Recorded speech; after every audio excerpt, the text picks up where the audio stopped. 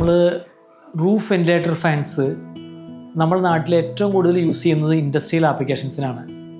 ഇത് ഇൻഡസ്ട്രിയൽ ആപ്ലിക്കേഷൻസിൽ മാത്രമല്ല, commercial, residential ആപ്ലിക്കേഷൻസിലെല്ലാം ഉപയോഗിക്കാവുന്നതാണ്.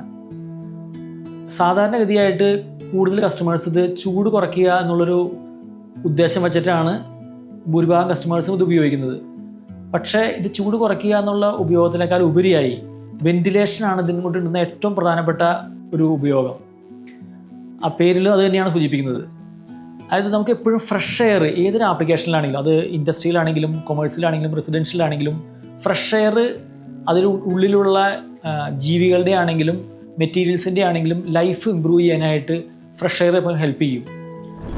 ഒരു കൊമേഴ്സ്യൽ അല്ലെങ്കിൽ ഇൻഡസ്ട്രിയൽ ആപ്ലിക്കേഷൻ നോക്കുകയാണെങ്കിൽ അവിടെയുള്ള പൊടി അല്ലെങ്കിൽ എന്തെങ്കിലും സ്മെല്ല് അല്ലെങ്കിൽ ഗ്യാസ്, പുക, ഇതെല്ലാം പുറത്തു പോകാനും അകത്ത് ഫ്രഷ് എയർ നിലനിർത്തുവാനുമാണ് വെന്റിലേറ്റർ ഫാനിൻ്റെ ഏറ്റവും പ്രധാനമായിട്ടുള്ള ഒരു ഉപയോഗം.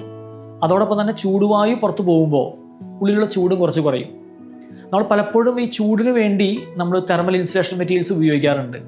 ഈ തെർമൽ ഇൻസുലേഷൻ മെറ്റീരിയൽ ഉപയോഗിക്കുന്ന സ്ഥലങ്ങളിലും പ്രോപ്പർ വെന്റിലേഷൻ ഇല്ല എന്നുണ്ടെങ്കിൽ തെർമൽ ഇൻസുലേഷൻ ഉപയോഗിക്കുന്നതിൻ്റെ ഫുള്ളായിട്ടുള്ള ഒരു എഫക്റ്റ് ചിലപ്പോൾ ഉണ്ടായിന്ന് വരില്ല.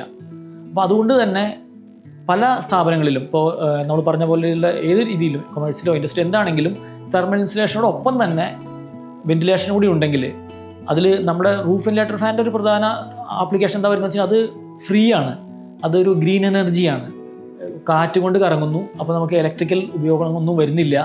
അപ്പോൾ ഇതുകൊണ്ട് തന്നെ ഏത് സാഹചര്യങ്ങളിലും നമ്മൾ കൂടുതൽ ഗവൺമെൻറ്റും പ്രോത്സാഹിപ്പിക്കുന്നുണ്ട്. അതേപോലെ തന്നെ നമുക്ക് ഏറ്റവും ഉപകാരപ്രദമാവുന്നതും ഇങ്ങനെയുള്ള ഗ്രീൻ എനർജി സൊല്യൂഷൻസാണ്.